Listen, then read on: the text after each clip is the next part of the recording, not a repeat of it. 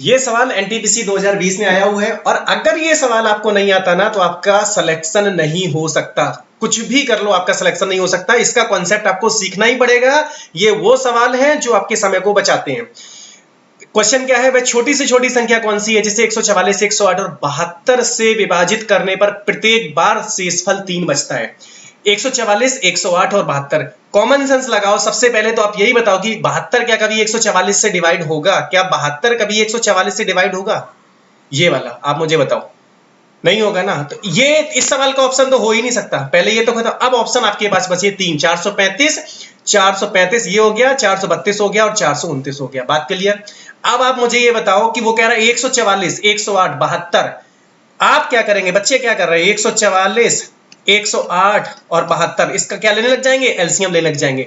बच्चे यही गलती कर रहे हैं। यही तो ट्रैप है। यही तो एग्जामिनर आपको फंसा रहा है। आपको फंसना नहीं है। आपको क्या करना है? देखो जरा, संख्या क्या थी आपकी?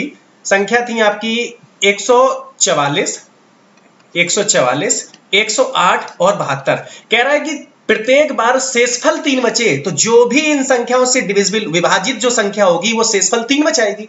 तो अगर मैं 3 को माइनस कर दूं इन सभी ऑप्शन में से तो जो भी इस सवाल का आंसर आएगा वो इन सभी संख्याओं से, ये 144 और एक 72 और 108 से डिविजिबल होगा। 429 तो ये हो गया 426, ये हो गया 432 और ये हो गया आपका 429।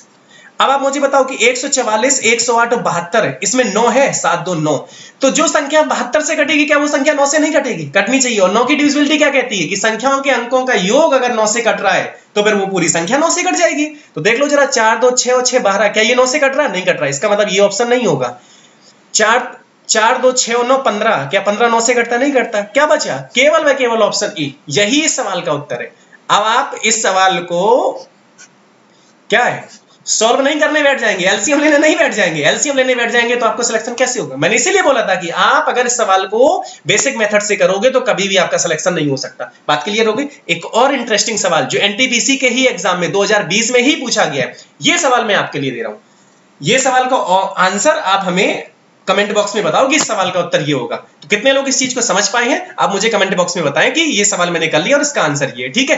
अगर आपको मजा आ रहा है, अच्छा लग रहा है तो फिर आप मेरे वीडियो को, ये चैनल को सब्सक्राइब करिए। ठीक है? मैं आपको नए नए कॉन्सेप्ट ऐसे ही सिखाता रहूंगा।